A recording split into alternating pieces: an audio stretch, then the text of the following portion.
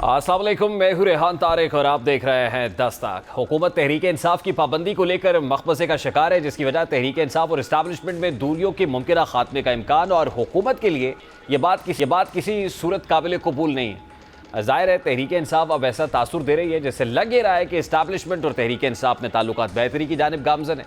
तहरीक इंसाफ के रहनुमाओं के रवैयों में इस्टेब्लिशमेंट के लिए लचक भी नुमाया तौर पर दिखाई देती है और तहरीक इंसाफ को अदालत से रिलीफ पर रिलीफ भी मिल रहा है। PTI social media activist Urooba को जमानत हो या फिर इसी तरह पीटीआई के international media coordinator Ahmed Waqas Janjua को जुडिशल रिमांड पर जेल भेज दिया जाए।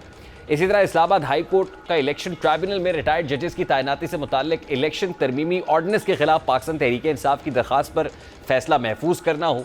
इसके अलावा तहरीक इंसाफ तो ये दावा भी कर रही है कि दिसंबर में उसकी अपनी हुकूमत बनने जा रही है और अब फवाद चौधरी भी बड़े यकीन के साथ कह रहे हैं कि हुकूमती वज़रा ने ब्रीफ केस तैयार कर लिए, हुकूमत अब जाने वाली। अब बज़ाहिर ये सारी सूरत हाल हुकूमत के लिए अलार्मिंग है और वाकिफ़ान हाल कहते हैं कि यही वजह है कि हुकूमत तहरीक इंसाफ पर पाबंदी लगाने में टाल मटोल से काम ले रही है कि कहीं पाबंदी लगाने का फैसला हुकूमत के गले ना पड़ जाए और तहरीक इंसाफ और इस्टेब्लिशमेंट एक दूसरे के करीब ना आ जाए। अब यही वजह है कि ये सवाल उठ रहा है कि हुकूमत ने तहरीक इंसाफ पर पाबंदी लगाने के बड़े ऐलानात किए थे, लेकिन फिर हुकूमत खामोश क्यों है? और अब तो हुकूमत पीटीआई को मुज़ाकरात की पेशकश कर रही है। मुसद्दिक मलिक तो पीटीआई को कह रहे हैं क्या ये मिलकर बैठ करता है, खुशहाली का पहिया जाम करेंगे, रोजगार का पहिया जाम करेंगे, किस चीज का पहिया जाम करेंगे? बात करो, बर्बाद मत करो, सुलझाओ, उलझाओ मत। अब खुद हुकूमत ने पीटीआई के खिलाफ रियासत मुखालिफ बयानिए की चार्जशीट बनाई और अब हुकूमत तहरीक इंसाफ को मुज़ाकरात की पेशकश करके उसके साथ लचक का मुजाहरा भी कर रही है, जिससे तासुर ये मिलता है कि हुकूमत बैकफुट पर है। पहले ही हुकूमत इल्ज़ाम लगाती है कि तहरीक इंसाफ ने इदारों के खिलाफ फर्जा सराई करके 9 मई का वाक़या रचाया। फिर इसी तरह हुकूमत साइफर बयानियों को भी हुकूमती इदारों के खिलाफ एक साजिश करार देती थी और अब मुसद्दिक मलिक पीटीआई को मुज़ाकरात की पेशकश कर रहे हैं, जो कि हुकूमत की कमज़ोरी को जाहिर कर रहा है। और दूसरी जानिब chief justice of Pakistan justice Qazi Faez Isa के खिलाफ जो सोशल मीडिया पर ट्रेंड चलाए गए और अब उन्हें जो कत्ल की धमकियाँ दी गई, जिस पर हुकूमत टीएलपी के साथ पीटीआई को भी आड़े हाथों ले रही है। हनीफ अब्बासी कहते हैं कि इसराइल अज़ल से हमारा दुश्मन है। आज एक मुल्क में एक सियासी जमात के लिए करारदाद पास होती है। आज सोशल मीडिया को इस्तेमाल करके चीफ जस्टिस को निशाना बनाया जा रहा है और इसमें सब ज़ाती मकासद के लिए शामिल हो रहा है। ये जो इजराइल है वो कब से आपका दुश्मन है, अजल से आपका दुश्मन है। आज देखें कि आज एक मुल्क के अंदर रेजोल्यूशन पास होती है जिसके हक में नेतन्याहू को बुलाकर क्लैपिंग की जाती है, उसी के अंदर एक यहाँ से ताल्लुक रखने वाली सियासी जमात के लिए भरपूर तरीके से रेजोल्यूशन पास होती है। हाउस ऑफ कॉमन में नेतन्याहू का राइट हैंड खड़ा होता है और हमारे यहाँ से ताल्लुक रखने वाले सियासी लोग खड़े होते हैं। सारे मामले पर अता तारड़ ने भी गुफ्तगू की, वो क्या कहते हैं वो भी आपको दिखाते हैं।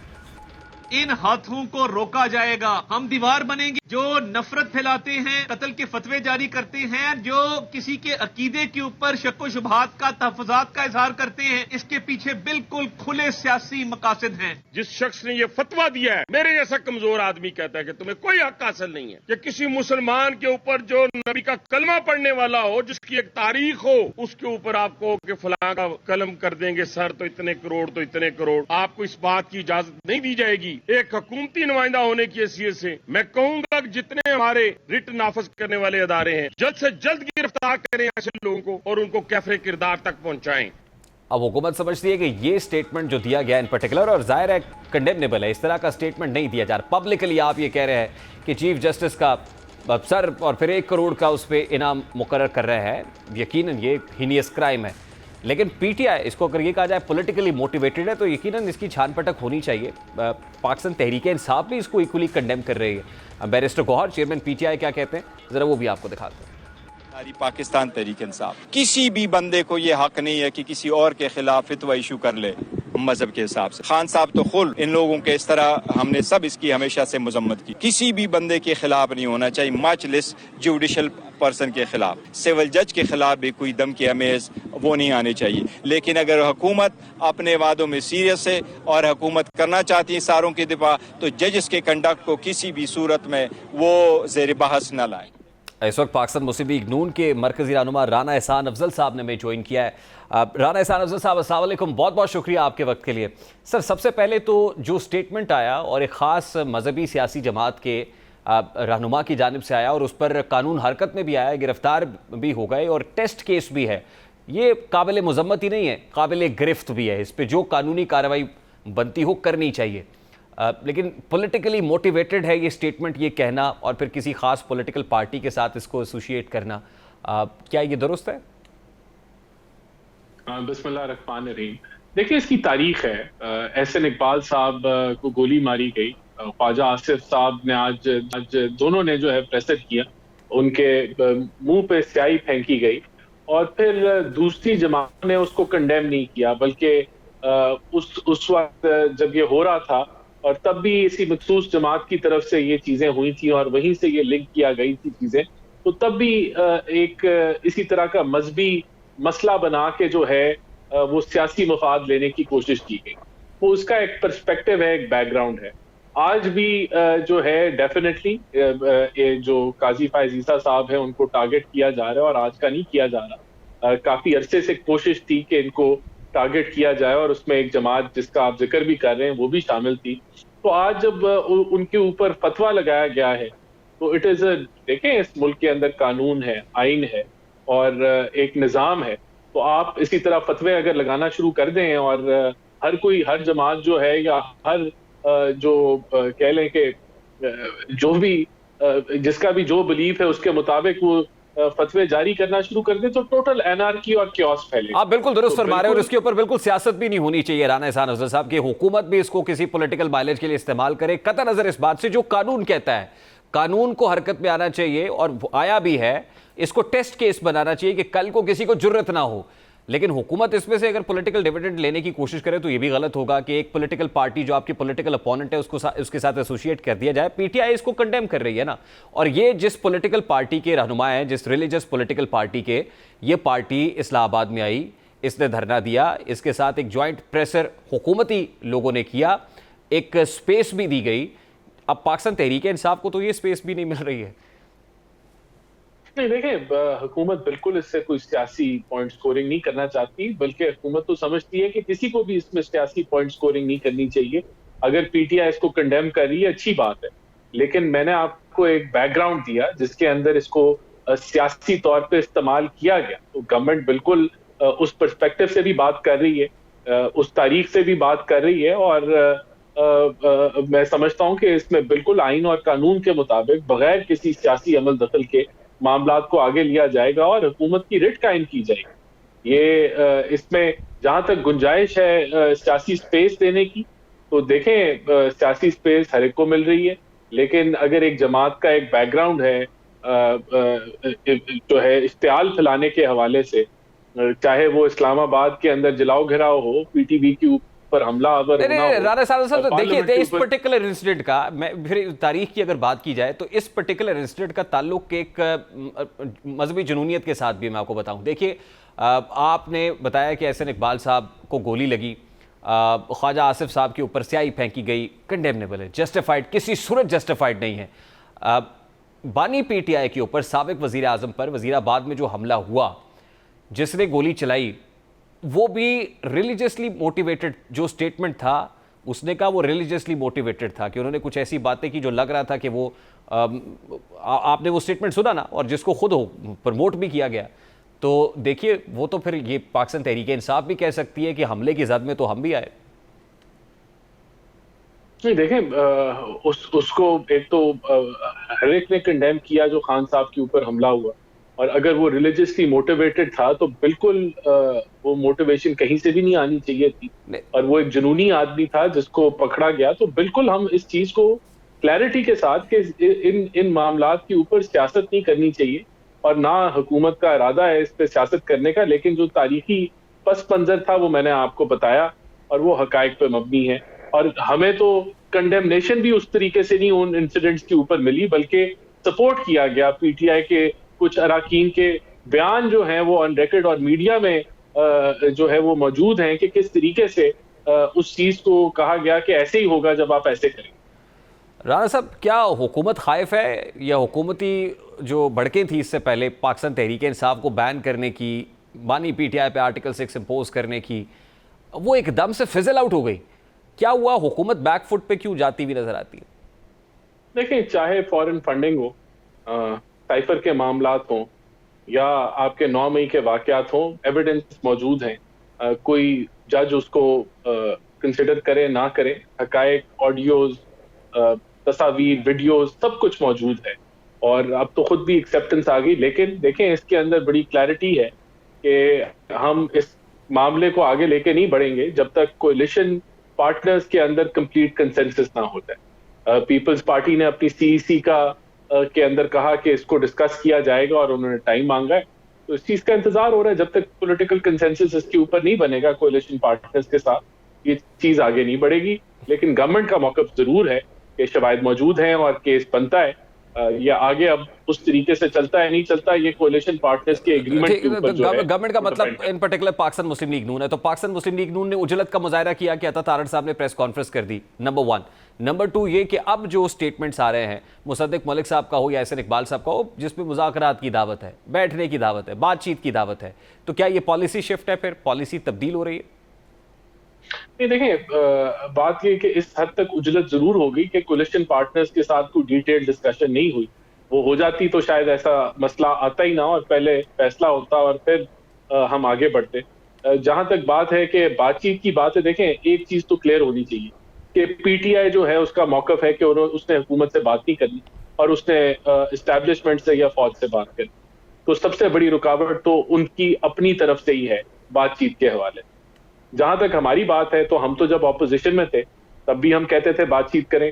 शहबाज शरीफ तब ऑपोजिशन लीडर थे तो मिसाके मईशत की बात नहीं राणा साहब, देखिए एक पार्टी जिसके बारे में आप समझते हैं कि इसका सियासी वजूद ही नहीं होना चाहिए, आई मीन वो तो उसको तो बैन करना है आपने, सियासी तौर पे एग्जिस्ट ही नहीं करेगी जब, फिर उसके बानी पर आर्टिकल 6 लगाना है। तो दूसरी तरफ उसी से आप कह रहे हैं कि बातचीत करें, एक यानी इस पे कंसेंसस तो कर लेना कि उस पॉलिटिकल पार्टी का एग्जिस्टेंस है भी, वो पॉलिटिकल पार्टी है भी या नहीं है, उसके वजूद को आप तस्लीम करते भी हैं या नहीं करते। नहीं देखें, बात यह है कि मैंने आपको गवर्नमेंट का पर्सपेक्टिव भी बता दिया और मैंने आपको कबाहत भी बता दी जो कंस्ट्रेंट है कोalition पार्टनर्स की तरफ से। लेकिन ये हकीकत है कि वो पार्लियामेंट का हिस्सा है, वो ऑपोजिशन कर रहे हैं और एक यानी कि अच्छा नंबर है उनके पास। तो बिल्कुल प्राइम मिनिस्टर का भी आप बयान चला दें, उसके अंदर प्राइम मिनिस्टर ने भी बड़ी क्लैरिटी से कहा कि मुल्क की बका और तरक्की के लिए हमें बातचीत करने की जरूरत है, इसको आगे ले जाने की जरूरत है। उसको रद्द किया पीटीआई ने। जहां तक बैन की बात है वो भी मैंने आपको बता दिया। लेकिन हुकूमत की जिम्मेदारी है ऑपोजिशन को एंगेज करना। जो भी हुकूमत का मौक़िफ़ हो ऑपोजिशन के हवाले से वो एक तरफ, लेकिन एंगेजमेंट मुल्क की मफाद के लिए जो है वो करना वो जारी रहता है। पार्लियामानी डेमोक्रेसी के अंदर आप ऑपोजिशन के साथ आप दुश्मनी नहीं कर रहे होते, आप उनके साथ एंगेज करते हैं और हम पीएमएलएन ने हमेशा ये किया, हमेशा, चाहे वो हम ऑपोजिशन हो और हुकूमत हो, तो हमने हमेशा मुल्क की मफाद के लिए। राणा साहब, I can say this for sure, देखिए I can say this for sure कि आपने रियलाइज किया है अता तारड़ साहब की प्रेस कॉन्फ्रेंस के बाद जो आपके इत्तेहादियों ने जिस तरह से रिस्पॉन्ड किया, even from with in the PMLN जो स्टेटमेंट सामने आए, लगता है कि आप लोगों ने रियलाइज किया है कि हमसे जो हुआ वो ठीक नहीं हुआ, उजलत में हुआ। अब आप पीटीआई के सियासी वजूद पर भी बात कर रहे हैं, आप उसको अपोजिशन भी बना रहे हैं, पार्लियामान की बड़ी जमात भी आप तस्लीम कर रहे हैं, सारा कुछ है, तो यानी ये तब्दीली तो आई है ना फिर। देखिए, उजलत मैंने आपको बता दिया कि कोalition पार्टनर्स को जो है उनके साथ डिटेल डिस्कशन नहीं हुई, तो इस हवाले से उजलत है और मैंने आपको दूसरा मौक़िफ़ भी दे दिया। और मैंने इस बैन के अनाउंस होने से पहले का बयान भी आपको प्राइम मिनिस्टर का बता दिया कि वो उन्होंने ऑफर की और उसको रद्द कर दिया। देखिए, जब एक जमात कंटिन्यूसली मुल्की मफाद के ऊपर हमलावर होगी, जब वो जो है सोशल मीडिया पे भी एंटी स्टेट प्रोपेगेंडा करेगी, जब वो हर लिहाज से मुल्क को डिस्टेबलाइज करने की कोशिश करेगी, तो हुकूमत की एक जिम्मेदारी है कि वो कानूनी एक्शन ले। लेकिन ये पूरी जमात नहीं कर रही होती, इसमें कुछ जमात के अंदर एलिमेंट्स होते हैं या कुछ एक हिस्सा होता है जो इस साइड को टो कर रहा होता है। लेकिन जब आप पार्लियामेंट में हैं तो आपने ऑपोजिशन को, चाहे वो अगर वो रास्ते से निकल के एक गलत डायरेक्शन में भी जा रही है, तो तब भी आपका की जिम्मेदारी है हुकूमत की कि उसको एंगेज करे। सर लास्टली राणा साहब के अंदर काम करना। ठीक, आप अब एंगेज करके क्या कहना चाहते हैं, क्या कन्वे करना चाह रहे हैं पीटीआई को, क्या बात करेंगे अगर बात करेंगे तो? देखें, उनके जो भी जेन्युइन मसाइल हैं वो पार्लियामेंट के जरिए हल हो सकते हैं। वहां कमेटीज बनाई जा सकती हैं, वहां मामलात को देखा जा सकता है। इलेक्शन रिफॉर्म्स के ऊपर इस मुल्क के लिए काम किया जा सकता नहीं, है। लेकिन वो तो कहते हैं कि power sector के आपको ऊपर- कि हुकूमत के पास लेजिटिमेसी नहीं है, फॉर्म 47 की हुकूमत है सर। तो ये उनका मौकफ है ना, यही तो वजह है कि आज एक पोलराइजेशन का माहौल है और मामला आगे नहीं बढ़ रहे। इललेजिटिमेट हुकूमत का इल्जाम तो हमारा भी था 2018 में, लेकिन हम इनके साथ बैठे थे, हर मामले के ऊपर इनके साथ बैठे थे। Then how will you convince them? वो तो कहते हैं कि भाई ये पहले हमारा चोरी शुदा मैंडेट वापस करें फिर बात होगी। देखिए हमारी तो ऑफर है ना, तो अगर वो कानून तोड़ेंगे, अगर वो सोशल मीडिया पे एंटी स्टेट प्रोपेगेंडा करेंगे तो हमारा फर्ज है कि हम उन पे कार्रवाई करें। हमारा ये भी फर्ज है कि हम उनको एंगेज करें। अगर वो नहीं एंगेज करेंगे तो हमारे पास तो कोई ऑप्शन नहीं है। वो कानूनी रास्ता अपनाएंगे तो उनको कुछ भी नहीं होगा। सर ये तो the ball is. Sir very quickly, ये ब्रीफ केस तैयार कर लिए मुजरा ने, मतलब दे पैकिंग अप नाउ? जो ये बिल्ली को छींचने के ख्वाब नजर आते हैं, the government is here to stay and deliver, और इंशाल्लाह हम अपना टेन्योर पूरा करेंगे। कोई बैग पैक नहीं हो रहे। हम यहाँ मुल्क के मसाइल हर रोज हल करने की कोशिश कर रहे हैं। एक आम आदमी की जिंदगी में बेहतरी लाने के लिए हम हर रोज कोशिश कर रहे हैं। बहुत बहुत शुक्रिया। इस वक्त मुल्क में जमात इस्लामी का नाम लिया जा रहा है। वो लोग जो कभी जमात इस्लामी के साथ वाबस्ता नहीं रहे, आज इस जमात की हिमायत कर रहे हैं, क्योंकि जमात इस्लामी ने टाइमिंग के एतबार से इस्लामाबाद में धरना दिया है। जमात इस्लामी ने एक ऐसे वक्त में इस्लामाबाद की तरफ मार्च और धरने की कॉल दी जब आवाम का बिजली के बिलों और महंगाई की वजह से शदीद इज़्तिराब था। अब जमात इस्लामी है जो अवामी इशूज़ पर सरापा एहतजाज है। अभी भी कोई दूसरी सियासी जमात ऐसी नहीं जो बिजली के बिलों, IPPs, मुआहदों और फिर बेरोज़गारी के खिलाफ इस तरह एहतजाज कर रही हो जैसे जमात इस्लामी कर रही है। हाफिज़ नईमुर रहमान साहब ने रिसेंटली क्या कहा है, लाइन ऑफ एक्शन क्या है, ज़रा उसकी एक झलक सबसे पहले आपके सामने रखता है। उसका बात यह है कि धरना और मुज़ाकरात साथ साथ चलेंगे, और ये धरना बल्कि शायद पाकिस्तान भर के धरने, ये सोवियन गारंटी होगी अब इस मुज़ाकरात पे अमल दरामद की। हमें कोई और गारंटी नहीं चाहिए हुकूमत से। इनकी ज़ुबानी जमा खर्च वो हमने पहले भी बहुत देखी है। अब आवाम की ताकत इंशाअल्लाह गारंटी बनेगी, और पुरअमन सियासी मुजाहिमत अपने हक को लेने के लिए इंशाअल्लाह गारंटी बनेगी कि हुकूमत को भी मुज़ाकरात को, मामले को टालने के लिए नहीं, ये जमात इस्लामी अब ये जान छोड़ेगी नहीं। ये मैं बहुत वाज़ेह तरीके से बता दूं। दूसरी जानिब जमात इस्लामी का धरना चौथे रोज भी जारी है। अमीर जमात इस्लामी हाफिज नईमुर रहमान दो टोक अंदाज में कह चुके हैं कि जब तक मुतालबात पूरे नहीं किए जाते तब तक जमात इस्लामी जान नहीं छोड़ेगी। अब आज ही इकोनॉमिक डोमेन से भी कुछ अच्छी खबरें आ रही हैं, ख़ासतौर पर फिच की जानिब से रेटिंग को इम्प्रूव किया जाना, फिर शरह सूद जो है उसमें कुछ कमी होना, गवर्नर स्टेट बैंक की प्रेस कॉन्फ्रेंस होना, ये मामलात भी हैं। इस वक्त पाकिस्तान तहरीक इंसाफ के रहनुमा शौकत बसरा साहब ने भी ज्वाइन किया है। अस्सलाम वालेकुम बसरा साहब, बहुत बहुत शुक्रिया आपके वक्त के लिए। बस अब सबसे पहले तो आज इकोनॉमिक डोमेन से जो अच्छी खबरें यहीं से शुरू कर लेते हैं। फिच की तरफ से पाकिस्तान की जो क्रेडिट रेटिंग है उसको इम्प्रूव किया गया है। शरह सूद जो है उसमें भी 100 बेसिस पॉइंट्स की कमी वाक़ई हुई है। महंगाई की शरह 38 से 12% पर आ गई। खुद फाइनेंस मिनिस्टर ने आज जो वीडियो मैसेज इशू किया वो भी, और गवर्नर स्टेट बैंक की प्रेस कॉन्फ्रेंस भी है। अब आपको नहीं समझ लगता कि हुकूमत तो बाय एवरी पासिंग डे अब कुछ बेहतर कर रही है, इम्प्रूव कर रही है इकोनॉमिक डोमेन में? रेहान, अगर तो ये अल्फाज के हेर फेर से महंगाई कम हो सकती है तो आप उसकी जरा वजाहत कर दें।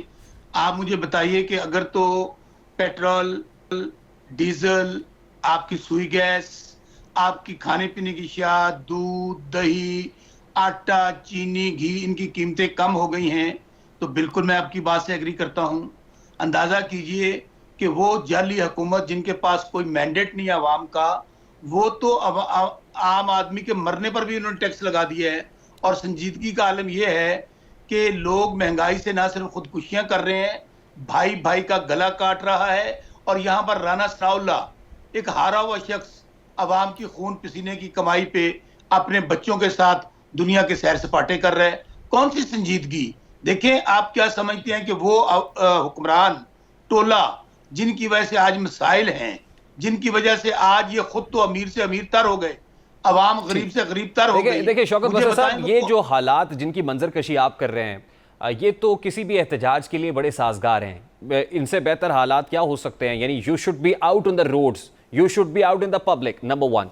नंबर 2 ये कि अगर मामलात एक इकॉनमी स्टेबल हो जाती है, महंगाई कम हो जाती है, बिजली के बिल कम हो जाते हैं, पेट्रोल की कीमतें नीचे आ जाती हैं, तो फिर तो ऑपोजिशन के पास जवाब नहीं रहता कि वो एहतजाज करे या हुकूमत मुखालिफ को धरना दे के बैठ जाए। जमात इस्लामी धरना दिए हुए एहतजाज कर रही है, why not PTI? PTI should have been out there in the public. Sir, आपके दो सवालात हैं। एक सवाल आपका यह है कि पीटीआई धरना क्यों नहीं दे रही और एहतजाज क्यों नहीं कर रही, और दूसरा यह है कि अगर चीजें सस्ती हो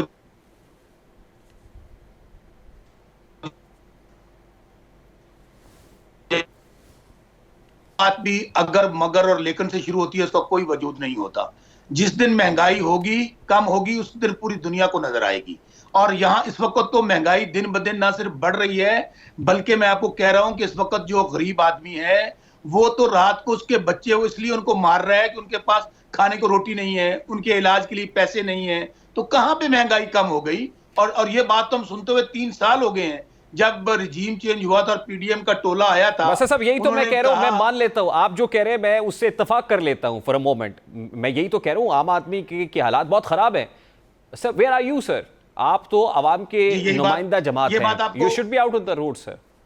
ये बात आपको जवाब यही देने लगा था। अब दूसरा पार्ट आपका कि आप कहां हैं? जी, हम ही तो हैं जो पाकिस्तान है, लेकिन हमारे साथ 2 साल से हो क्या रहा है? किस दिन मुझे बुलाइए, मुझे पूछिए कि 2 साल से पाकिस्तान में मैं एक सियासी कारकुन हूं, माशाल्लाह से बदतरीन हालात है तहरीक इंसाफ के लिए।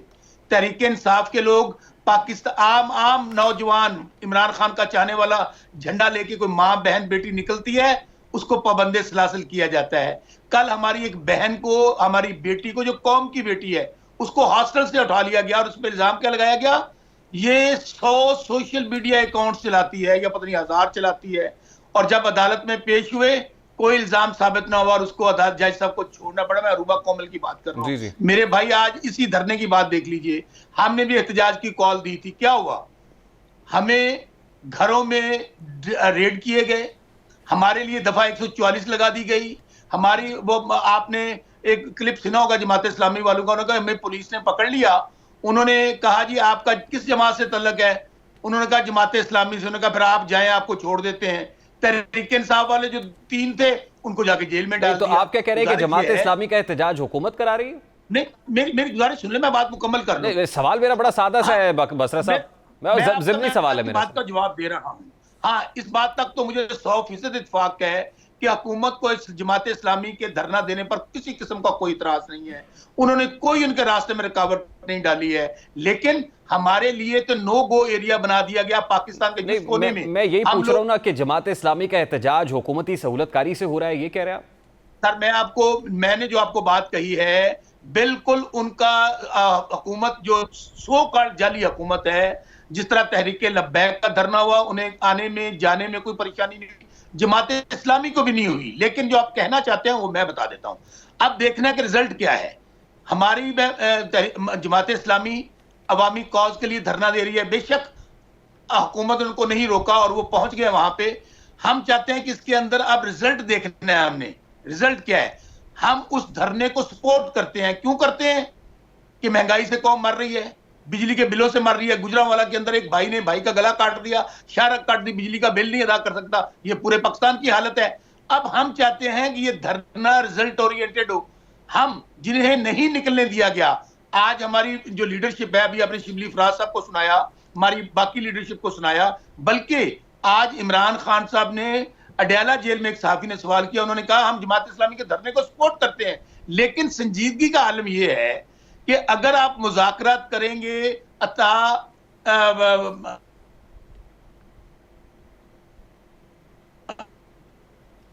जी बसरा साहब, क्या मुज़ाकरात हैं भाई? हम अच्छा बसरा साहब मुझे बताइए ना कि ये एहतजाज हुकूमत अपने खिलाफ ही क्यों कराएगी? किसी भी जमात को क्यों आने देगी और कहेगी कि आओ और बैठ जाओ यहाँ आके? मुझे ये समझ नहीं आ रही है ये बात, या डाइजेस्ट नहीं हो रही कि जमात इस्लामी का एहतजाज हुकूमत करा रही है, टीएलपी का एहतजाज हुकूमत ने कराया था। हुकूमत को क्या है कि वो अपने लिए आ बैल मुझे मार के मुतरादिफ लोगों को लाकर बिठा दे? ये समझाइए जरा मुझे सर। मैं उसकी वजह देखें, तहरीक इंसाफ का धरना तो जब आ गया और अवाम आ गए तो हम वापस नहीं जाएंगे। जिस तरह तहरीक लब्बैक चली गई, क्योंकि रियल अपोजिशन है, इनको पता है कि इमरान खान के साथ पूरा पाकिस्तान है। अब अगर फर्ज करें इमरान खान को और तहरीक इंसाफ को इजाजत मिल जाए, हमें तो जलसा अदालत इजाजत देती है, हमें जलसा नहीं करने देते। हम पुरअमन एहतजाज करते हैं, हमें दहशतगर्दों की तरह ट्रीट किया जाता है। शौकत बसरा आपके सामने बैठा है, मैं बहुत बड़ा दहशतगर्द हूं, मेरे ऊपर 50 पर्चे हैं। हर किसी की यही हालत है। आप बताइए कि तहरीके लब्बैक खामोशी से चली भी जाती है, खामोशी से वापस भी आ जाती है। कौन कर रहा है सर? यही तो मैं जानना चाह रहा हूं बसर साहब। मैं तो लंबी चौड़ी तमहीद, मैं तो कह रहा हूं मुझे directly come to the point, कौन कर रहा है सर? ये मेरे भाई अभी थोड़ा सा सब्र कर लें, एक एक चीज समझ को आ जाएगी। आपको वैसे समझ तो आ रही है, हमें भी समझ आ रही है, लेकिन नहीं, मुझे समझ नहीं आ रही, तो मैं समझना चाह रहा हूं आपसे बसर साहब। आप बड़े जीरक सियासतदान हैं, आप बड़े सीजन पॉलिटिशियन हैं, मैं समझ जी जी। रेहान, आप इतने सादा नहीं है, मैं आपको हमेशा आपकी तारीफ करता हूं माशाल्लाह। आप you are very intelligent journalist और बड़े अच्छे सवालात करते हैं मेरे भाई। मैं आपको इसकी वजह यही बता रहा हूं ना कि जब इमरान खान और तहरीक इंसाफ कोई धरना देगी, जलसा करेगी, तो लग पता जाएगा। फिर ये अवाम का समंदर होगा। अभी जाहिर है जमात इस्लामी के पास वो स्ट्रेंथ नहीं है, और लब्बैक दोनों पार्टियों ने कोई सीट नहीं जीती पाकिस्तान में। उनके धरने को अफोर्ड कर सकते हैं, उनके एहतजाज को अफोर्ड कर सकते हैं, और फ्रेंडली भी इस तरह हो सकता है कि गुफ्तन नशिस्तन बर्खास्तन। ठीक है, अच्छा मुझे बताइए ना, लब्बैक महंगाई से सताए अवाम के लिए आखिरकार एक अच्छी खबर सामने आ रही है। 1 अगस्त से पेट्रोल और डीजल की कीमतों में फी लीटर कितनी कमी का इम्कान जाहिर किया जा रहा है। मीडिया रिपोर्ट्स ये बताती हैं कि 1 अगस्त से पेट्रोल और डीजल की कीमतों में फी लीटर जो कमी है उसको प्लान कर लिया गया है। हुकूमती और सनती ज़राए की बकौल हुकूमत की जानिब से 1 अगस्त 2024 से अगले 15 दिन तक पेट्रोल की कीमत में 5 रुपये 50 पैसे और डीजल की कीमत में 11 रुपये 6 पैसे फी लीटर कमी का इम्कान है, जबकि मिट्टी के तेल की कीमत में 5 रुपये 84 पैसे फी लीटर और लाइट डीजल ऑयल की कीमत में 5 रुपये 7 पैसे फी लीटर कमी का इम्कान है। और कीमतों में इस रिलीफ की वजह डीजल पर कुवैत पेट्रोलियम कंपनी की जानिब से प्रीमियम में तकरीबन $1.5 फी और दुनिया की सबसे बड़ी मईशतों यानी अमेरिका और चीन की जानिब से POL मसनूआत की कम मांग को करार दिया जा रहा है, और उम्मीद करते हैं कि इसके समरात पाकिस्तान में भी देखने को मिलेंगे। प्रोग्राम का वक्त अपने इख्तिताम को पहुंचा, आपसे मुलाकात होगी इंशाल्लाह कल। अपना रखिए ख्याल, अल्लाह हाफ़िज़।